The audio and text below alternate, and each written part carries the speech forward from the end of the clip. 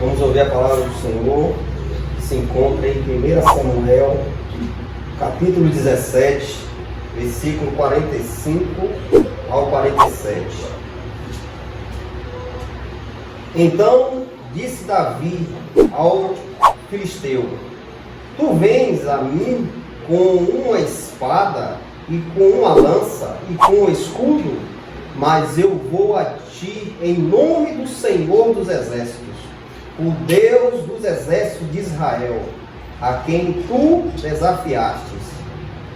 Neste dia o Senhor te entregará na minha mão, e eu te ferirei, e arrancarei de ti a cabeça, e darei a carcaça dos exércitos dos filisteus neste dia para as aves do céu e para os animais selvagens da terra, para que toda a terra possa saber que há um Deus em Israel. E toda esta assembleia saberá que o Senhor não salva com espada e lança, pois a batalha é do Senhor, e Ele te entregará nas nossas mãos. Até aí, Jesus. Aleluia. Glória a Deus. Essa passagem é uma passagem muito conhecida de Davi e Golias, quando os filisteus se chegaram diante ao povo de Deus, ao povo de Israel, que estava sendo reinado naquela época por Saul. E uma grande multidão, os filisteus se chegaram para combater o povo de Israel.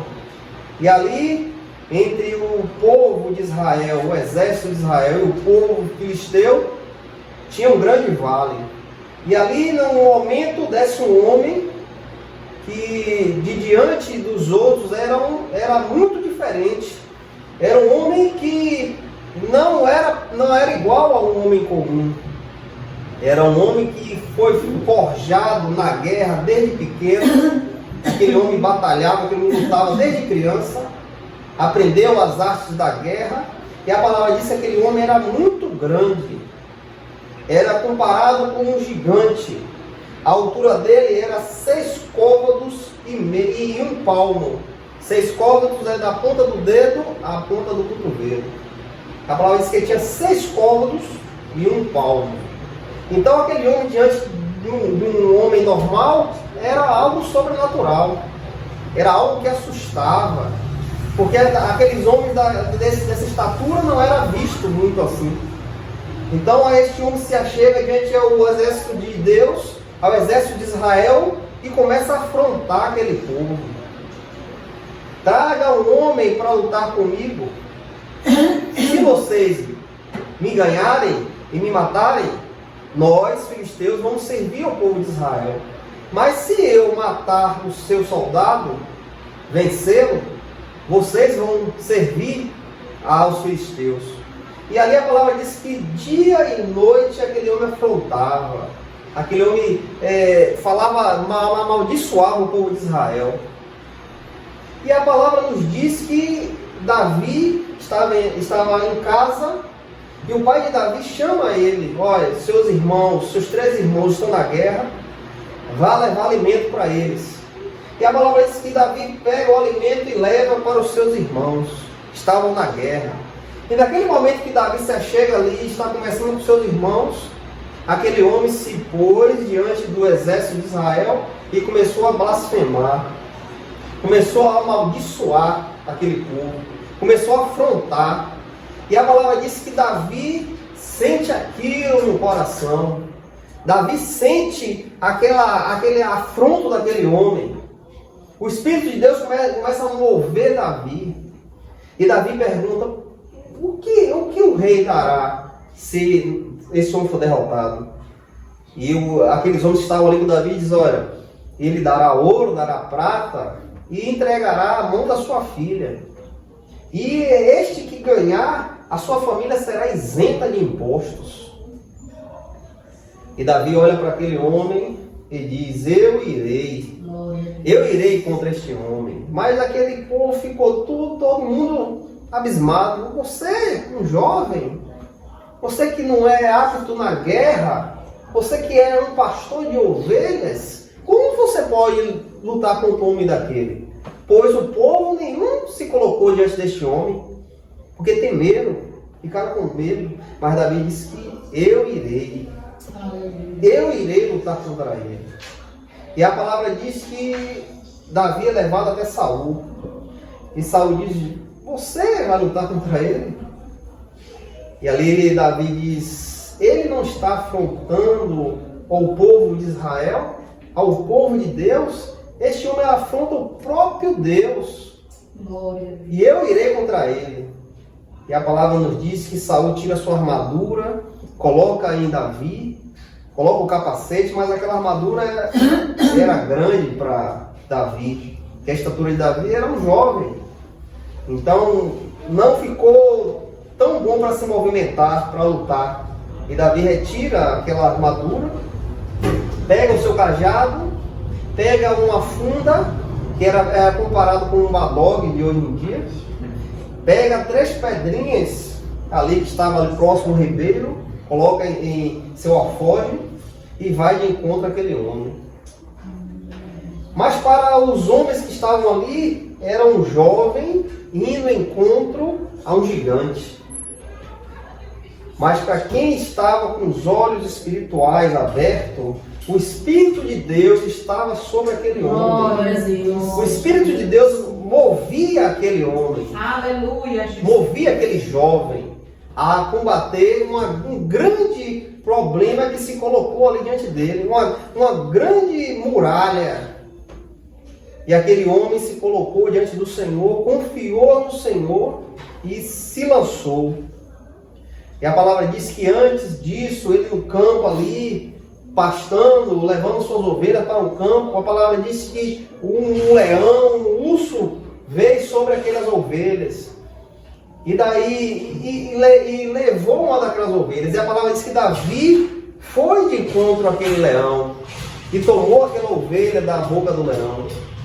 E quando aquele leão retornou para pegar Davi, Davi luta com aquele leão e mata aquele leão. Assim também foi com o urso, ele matou aquele urso. E aquilo serviu de testemunho para se colocar diante do rei. Olha, rei, eu já matei um leão, eu já matei um urso. E este daí vai provar o Deus vivo. E ele vai até aquele homem. E a palavra diz que uma pedra que é lançada sobre aquele gigante bate na cabeça daquele homem. A palavra diz que a pedra afunda na cabeça daquele homem. E aquele homem cai com sua face no chão. E Davi, que não estava com espada, mas sim com seu cajado e sua funda, ele vai em direção àquele homem, pisa aquele homem, toma a espada daquele homem e arranca a cabeça dele. E a palavra diz que quando os filisteus viram aquilo, fugiram desesperados. Venceram o nosso campeão. Fugiram. E o povo de Israel vai atrás daqueles homens. E mata vários homens. E a palavra se faz. Aquelas carcaças ficam ali para as aves do céu e os animais da terra. Os animais selvagens. E tudo isso foi movido pelas mãos de Deus. Glória a Deus. Aleluia. Porque ali não tinha capacidade de um jovem vencer um homem que vivia na guerra. Um homem que foi ensinado na guerra a lutar. A palavra diz que ele tinha um escudo e tinha que ter um homem para levar aquele escudo. Tinha uma lança muito grande. E se vestia com a armadura. Tinha um capacete de bronze, tinha joelheiras, proteção na canela. Aquele homem era apto para lutar, para batalhar. Davi era um pastor de ovelhas. Não tinha um molejo, não tinha atitude de lutar de frente com aquele homem. Mas o Espírito de Deus estava com aquele homem. Glória a Deus. O próprio Deus moveu Davi. E o impossível se fez. Aquilo que era impossível diante do exército de Israel, que não se chegou nenhum homem para lutar contra Golias. E veio um jovem, movido pelo Espírito Santo, e batalha, e ganha a batalha. A palavra diz que Davi expôs a cabeça de Golias em Jerusalém. Todos viram o poder de Deus. Todos viram a glória de Deus. E daí Davi ali falando, quem é esse para enfrentar o Deus vivo? Quem é esse para blasfemar contra o exército do Deus vivo? Quem é esse? E Davi vai e ganha aquela guerra. Sai vitorioso, porque Davi era um homem segundo a vontade de Deus. Davi era um homem segundo a vontade de Deus. Davi já tinha sido ungido por Deus, escolhido pelo próprio Deus através de Samuel. E Deus trabalha na vida daquele homem grandemente. Assim também somos nós. Somos nós que estamos neste mundo. Muitos gigantes se levantam contra nós. Muitas dificuldades que se parecem Golias se levantam a cada dia da nossa vida. Temos aflição nesta vida, temos dor, temos pessoas que se levantam contra você. E será que nós vamos nos acovardar como se fez aqueles soldados, aqueles homens de Israel que ficaram com medo, tremiam de medo da estatura daquele homem? Será que nós, no dia da dificuldade, vamos nos reter e ficar com medo, não ter uma solução, não ter uma saída? E a palavra de Deus nos fala em 2 Timóteo, capítulo 1, versículo 7. Deus não deu um espírito de temor, mas de poder, de amor e de uma mente sã. A palavra de Deus nos conforma que Deus não nos deu um espírito de temor, para que quando essas dificuldades vierem sobre nós, quando o homem se levantar contra nós, nós venhamos temer, nós venhamos dizer, não consigo, sou fraco, eu não tenho armas para lutar. E a palavra de Deus diz, ó, Deus não nos deu um espírito de temor. O Espírito Santo que está sobre você não é um espírito de temor, de medo, mas sim de poder, de amor e de uma mente sã. Este é o Espírito que está em você. Este é o Espírito que agiu na vida de Davi. É o próprio Deus. Ou você pensa que o que está em você é outro Espírito? Aquele Espírito que agiu naquela época ali, naquele jovem, que ninguém dava nada por ele, dava uma gargalhada dele, você vai conseguir nada, rapaz. Rapaz, que o exército não está tudo com medo desse homem, tu pequeno, tu vai como? Mas aquele homem estava movido pelo Espírito de Deus. Glória a Deus. Se Deus é por nós, quem será contra nós? Quem será contra nós? Como nós devemos ficar com medo? Não, o Espírito de Deus está sobre nós. Você fez uma aliança com Cristo. Você entregou a sua vida ao Senhor. E Ele hoje, agora te move. É Ele que te move. É Ele que é o seu sustento. Ele que te faz andar. Ele que te faz orar. Ele que te faz jejuar. É o Espírito de Deus que te faz buscar a Deus. Por que vamos ter medo com as dificuldades que virão? Porque eu vou chegar diante do irmão, você é ali aquela pessoa que precisa de oração, e eu não vou lá porque pode vir algo sobre mim. Eu não vou lá não. Essa pessoa está com o Espírito de Deus? Essa pessoa está deixando o Espírito de Deus falar, conduzi-lo? Como eu vou ter medo do inimigo? Como vou temer o diabo? A palavra diz, resistir ao diabo e ele fugirá de vós. Tiago nos fala, resistir ao diabo e ele fugirá de vós.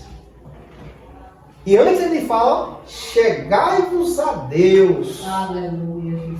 Chegai-vos a Deus, resistir ao diabo e ele fugirá de vós. E como eu vou chegar a Deus? Quando deixo o Espírito falar. Quando o Espírito Santo que está em mim fala, me conduz, me usa. Senhor, eu não tenho nada para falar, mas eu sei que o Senhor pode botar palavras em minha boca. Eu sei que o Senhor pode me conduzir.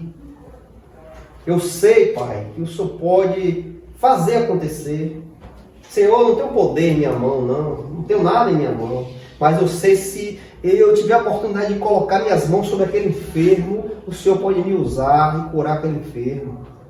Eu sei que o Senhor pode. Pela tua palavra tem vários testemunhos disso. Várias pessoas que imporam as mãos e curaram. Estava um homem ali na escada do templo, anos e anos ali aleijado, pedindo esmola. E se achega Pedro e João, aquele homem. E a palavra diz que Pedro olha fixamente naquele homem e diz: olha, eu não tenho ouro, não tenho prata, mas o que eu tenho eu te dou. Levanta e anda. Glória a Deus. Levanta e anda. Glória a Deus. Aqueles homens eram cheios do Espírito Santo. Aqueles homens deixavam o Espírito falar, o Espírito conduzir. E maravilhas eram feitas por aqueles homens. A sombra daqueles homens curava. O homem passava, a sombra passava pelo enfermo, curava.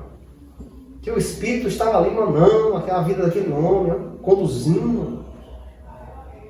É assim que nós devemos estar, deixando o Espírito falar, amortecendo, matando a nossa carne, deixando a carne amortecida, a debaixo do nosso pé, e deixando o Espírito conduzir, falar.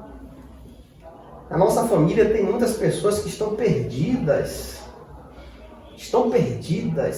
condenadas ao inferno. Ninguém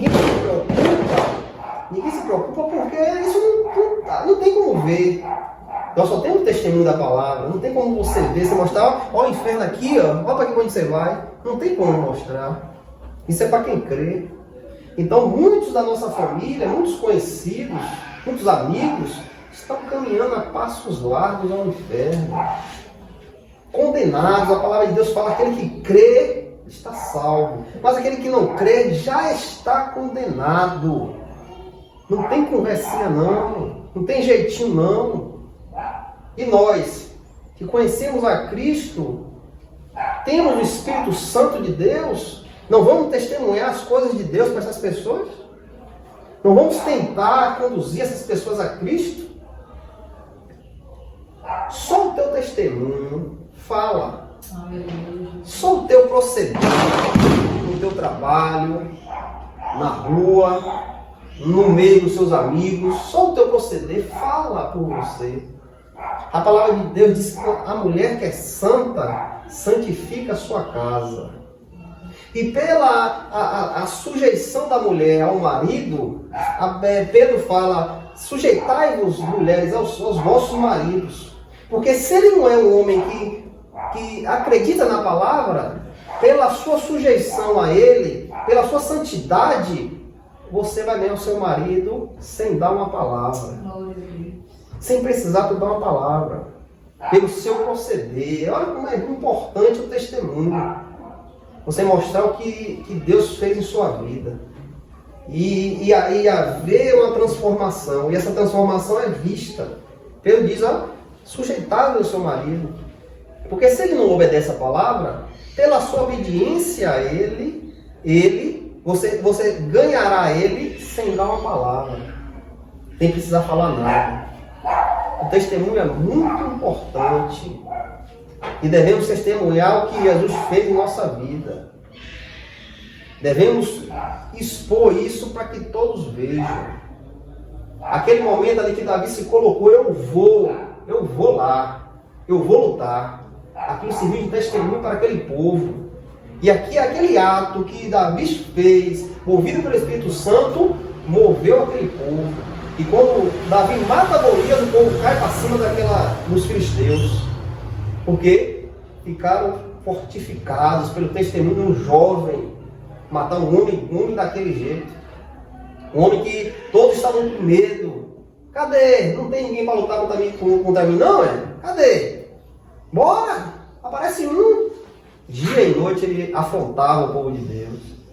Mas Deus levou um que ninguém dava nada. Mas Deus fez daquele homem um grande homem de Deus, um grande testemunho que foi feito naquele lugar. E muitos ali, depois daquele ato ali, ó, se encheram de Deus. Deus está conosco, vamos para cima dele. É o testemunho. João 16:33, Jesus fala aos seus discípulos: estas coisas eu vos tenho dito, para que em mim tenhas paz. No mundo tereis tribulações, mas tendo bom ânimo, eu venci o mundo. Jesus disse que no mundo nós vamos ter tribulação, vamos ter aflições, vamos passar por momentos que você vai ter que decidir. Momentos que você vai ficar, meu Deus, o que é que eu faço agora? E às vezes tem momento que Deus se cala para ver a sua decisão, para ver o que é que você vai fazer. Tem hora que Deus fala, mas tem momento que Deus se cala. Para Ele saber qual é a sua decisão, o que é que você vai fazer, o que é que você vai procurar. Jesus disse que no mundo tereis tribulações, mas tem bom ânimo. Eu venci o mundo. O maior testemunho que nós temos é Jesus. Glória a Deus. O maior testemunho que nós temos é o próprio Senhor Jesus. Ele diz: eu venci o mundo e você também pode. E você também pode. E Ele nos fortalece. Em 2 Crônicas, capítulo 20, do versículo 1 ao 25, ali fala do rei Josafá. Era um rei segundo a vontade de Deus, ele cumpria com as coisas de Deus, mas só que o momento chegou a tribulação sobre a vida daquele homem, sobre aquele povo, sobre o reinado de Josafá. A palavra diz que 3 povos se levantam contra Josafá: os filhos de Amon, os filhos dos Amonitas e os filhos de Moabe. 3 povos se levantam: os Moabitas, os Amonitas e o povo do Monte Seri.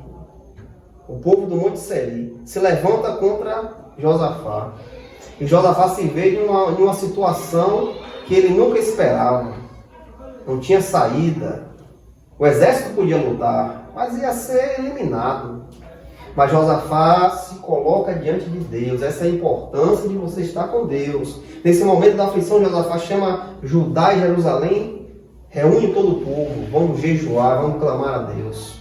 E a palavra diz que todos jejuam, os animais, a criança, velhos, mulheres, homens, todos se colocam diante de Deus em jejum, em oração. E a palavra diz que Deus vem sobre aquele povo e dá uma mensagem para o sacerdote: olha, essa batalha não é tua, mas essa batalha é minha. Sobe ao monte e vê o que eu vou fazer. E a palavra diz que Deus vai à frente daquele povo. E Deus traz engano a esses 3 povos. E eles começam um a lutar contra o outro. E assim eles mesmos se acabam. Deus trouxe um engano naqueles homens. E ele começa a ver um como o outro inimigo. E se acabam. E Josafá é vitorioso. Porque colocou a sua vida no Senhor. Senhor, não tenho mais o que fazer, não tenho jeito, mas os meus olhos estão em Ti. É no Senhor que eu confio. Muitas vezes a gente vê alguém na nossa família que não tem jeito. Para nossos olhos humanos, não tem jeito, não vai, não tem como ir. Eu estou vendo difícil. Nada que está me mostrando aí, eu estou vendo a saída. Não tem jeito. Mas para Deus, será que tem barreiras para Deus? Deus é impossibilitado de fazer alguma coisa? Claro que não. Deus quer ver você clamar, Deus quer ver você pedir. Então peça a Deus. Se coloque de joelho, peça ao Senhor. Dia e noite, clame a Ele. Porque é Ele que age. Não é você, não é a sua força. É o próprio Deus que vem e age. Não tem causas impossíveis para Deus. Em 1 Reis, capítulo 19, versículo 13 ao 21, ele fala de Elias. Quando tudo se levanta contra Elias, Jezebel mata os profetas, e vem e ela manda o povo perseguir Elias. que queria a cabeça de Elias, porque Elias tinha afrontado a Acabe e a ela. Tinha matado os 450 profetas de Acabe, de Baal, e aquilo foi uma afronta para ela. E ela foi e matou os profetas de Deus e perseguia Elias. E a palavra diz que Elias fica com medo e corre para a caverna. Com medo, aflito. Muitos historiadores dizem que ele teve uma depressão e se coloca na caverna. E ali Deus vem e fala com ele. Através do vento, do fogo, do terremoto, Deus traz uma manifestação ali naquele lugar. E quando ele menos esperou, quando vem uma brisa suave, Deus fala com ele. O que faz aqui, Elias? E Elias fala: Senhor, mataram os teus profetas. Todos estão contra mim e querem me matar, Senhor.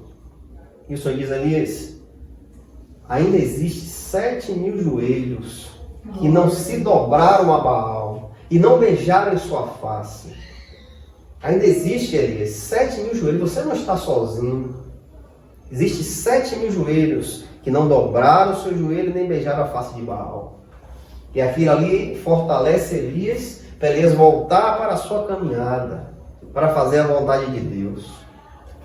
Então Deus está no controle de tudo. Aleluia. Não precisamos nos desesperar, procurar solução em outros lugares. Rapaz, entra no teu quarto, fecha a tua porta e ora teu Deus em secreto. Glória a Deus. Em secreto ele virá, ele vai ouvir. E a palavra diz que publicamente ele vai dar resposta. Louvado seja. Este é o nosso Deus. É o Deus da providência. É o Deus que quando não tem mais jeito, ele entra em ação. Este é o nosso Deus.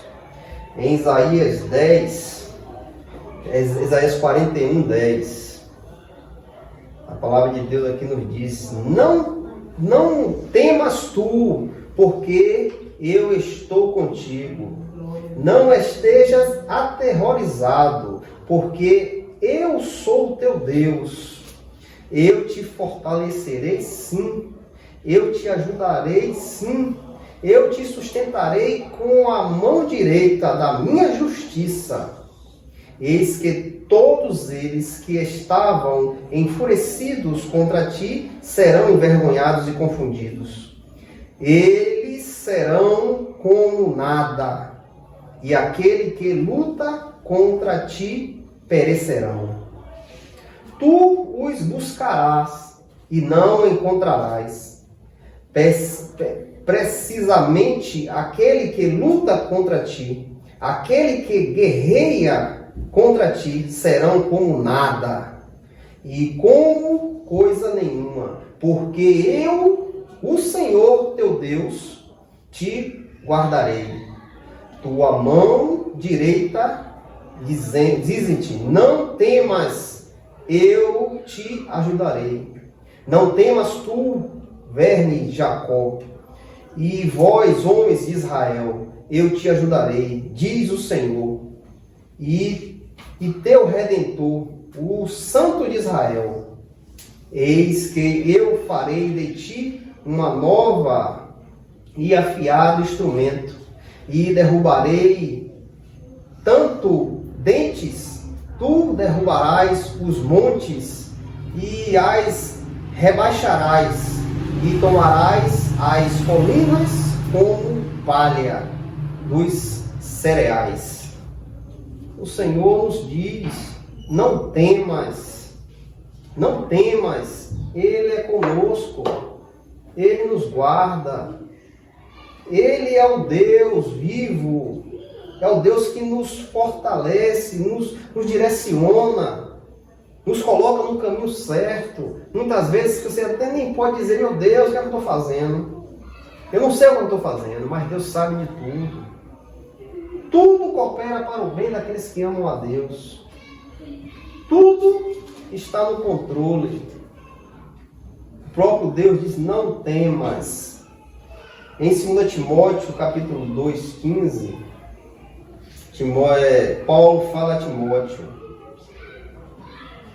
procura apresentar-te aprovado a Deus, como obreiro que não tem de que se envergonhar, íntegro, repartidor da palavra da verdade.